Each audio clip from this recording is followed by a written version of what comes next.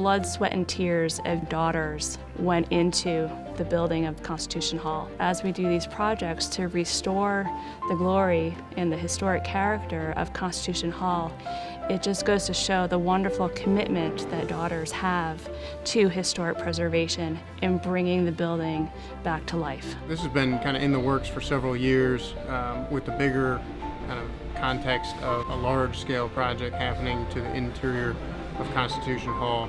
Phase 1 of the Constitution Hall restoration project incorporated the restoration of the lobby and the President General's reception room. Phase 2 was to restore the stage and the proscenium. We worked with the President General and the leadership of DAR to understand what is the best goal for the restoration of the stage, and that was to bring back the historic character as it was originally designed in 1929 by John Russell Pope. First part of Phase 2 was to do our research into the history of what the stage looked like. And we have a wonderful photographic collection here at DAR, and we poured through their photographs from 1929 and later to understand how the auditorium evolved over time. Between Quinn Evans Architects, the Chrisman Company, and all of their craftsmen, and DAR, we were working together collaboratively to execute this project successfully. Basically, for the project overview, we are doing a canvas conservation, we're doing a general plaster repair and paint to the entire stage area. Our primary focus was getting scaffold at the right height for the states and the mural work, because we knew that's one of our longest duration pieces of work.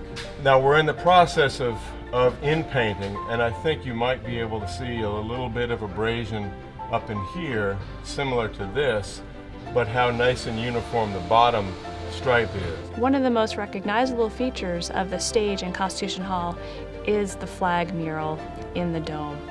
And it was really important to get the best craftsmen to clean and restore the flag mural. What we have been able to do is with small swabs, square inch by square inch, successfully remove all the added and non-original layers. What we'll do next is stabilize the paint and canvas where needed and apply a varnish and then fill and in-paint. The Eagles were original to the building in 1929, somewhere I think in the time frame of the 1950s, 1960s. They were gilded. We are going to be restoring the Eagles back to the original state of the white color. So we looked at a 1930s photograph, or the quintessential, I guess, photograph of the space after it was built, and it had a set of 4 muraled curtains. The design was created by James Monroe Hewlett. From left to right, they depict scenes in different cities going from the north to the south. A lot of the work that I do involves working in period styles or even the styles of particular artists. They wanted these murals to be recreated, and I took my master drawing for each and made it this big, and then I transferred the drawing onto the canvas and then painted it. So the major process here, from once we got the originals from Holly, through a high quality lighting and photography setup, digitized it and stitched the pieces together into the files they would then print in one pass in a single 16-foot bed. The first panel on the left depicts a scene from Boston. Among the many characters is Paul Revere, and in the background you can see the ships from the Boston Tea Party. The second panel on the left is a scene from New York, and that's the swearing in of George Washington, his inauguration as president.